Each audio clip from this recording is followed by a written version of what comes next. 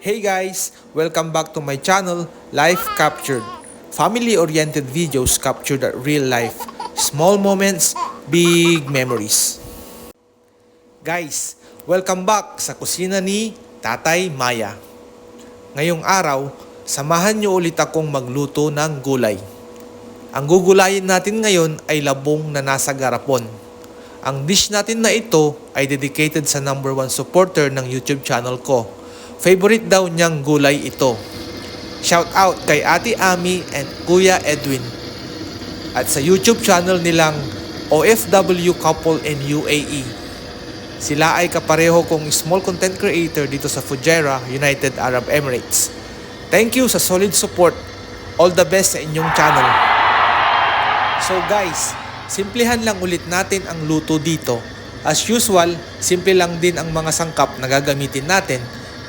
Bawang, sibuyas, luya, tanglad, syempre ang labong, mais, pampatamis, mushroom, maraming saluyot, pampadulas, at sasahugan natin ng hipon fresh from the coast of Fujairah.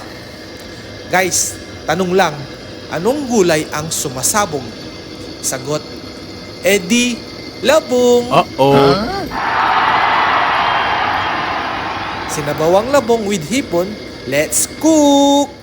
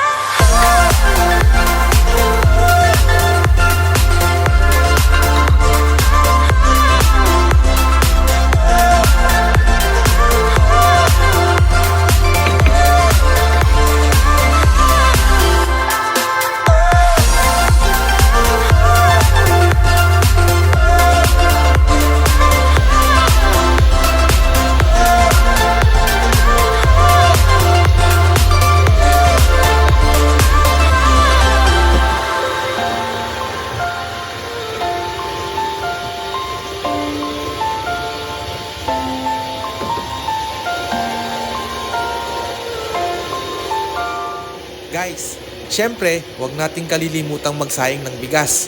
Kasi sigurado, tataob na naman ito ang kaldero.